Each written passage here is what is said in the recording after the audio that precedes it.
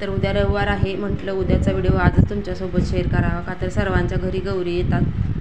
तर आम्ही पण गौरी घेतलेल्या आहेत माझ्या बहिणीने, तर त्यांचा व्हिडिओ तुमच्यासोबत शेअर करणार.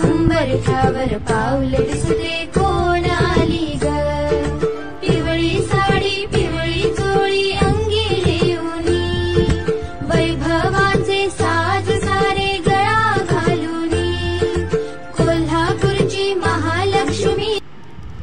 तर बघा छान असं त्यांना सजवलेलं आहे. शॉर्टमध्ये मी पहिल्यांदा दाखवलेलं आहे, पूर्ण व्हिडिओ तुम्हाला दाखवतोय.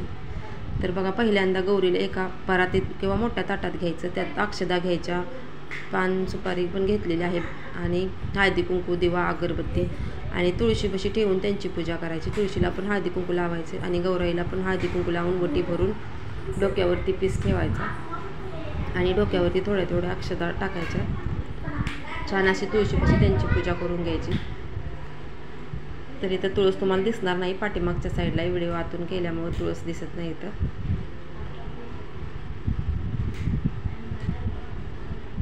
त्यानंतर अगरबत्ती ओळून घ्यायची आणि एक 2-3 बायकांना, म्हणजे 2 किंवा 5 बायकांना हळदी कुंकवाला बोलवायचं असतं.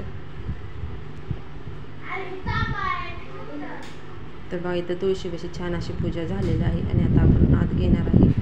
तर आत घेताना सुरुवातीला लहान मुलगी एक असावी आपल्याकडं, का तर हा कुंकवाचं पाणी करून त्याच्यात तिची पावलं उठून आत घ्यायचं असतं सुरुवातीला आणि त्याच्या पाठीमागं गौरी आत येतात.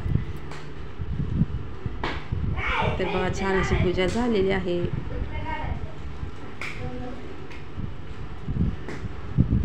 तर पहिल्यांदा आत घेताना आपण कळस ठेवलेला आहे तांदळाचा, तो आपण हे करायचा आहे आणि नंतर आत घ्यायचा. आत घेताना गौराई आली सोन्या रूपाच्या पावलांनी गौराई आली असं म्हणायचं आणि आत घेताना पण त्यांना डब्बल हळदी कुंकू लावायचं आहे आपण, का तर त्यांनी कळस आत कळस आता भरलेला तांदळाचा कळस आपण गृहप्रवेशाच्या टायमाला करतो सेम तसंच करायचं आहे.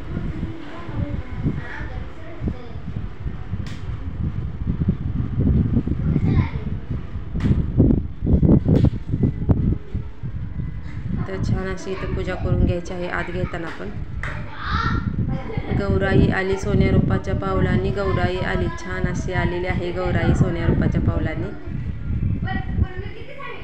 तर मस्तच बघा.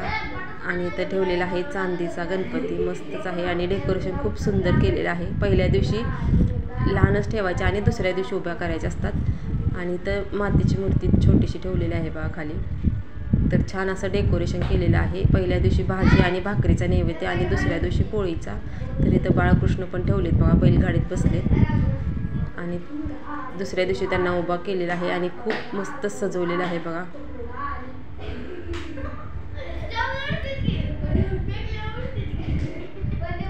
भरपूर त्यांना दागिने घातलेत आणि त्यामुळे खूप भारी आणि सुंदर दिसत आहेत त्या.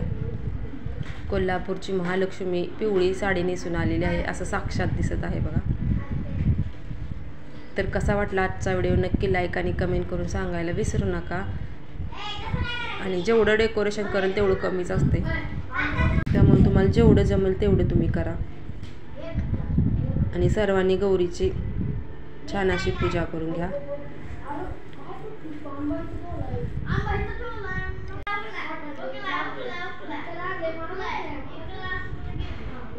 आणि तिसऱ्या दिवशी त्यांना भात आणि साखरेचा नैवेद्य करून बायकांना हळदी कुंकू देऊन दोरं वगैरे घेतले जातात.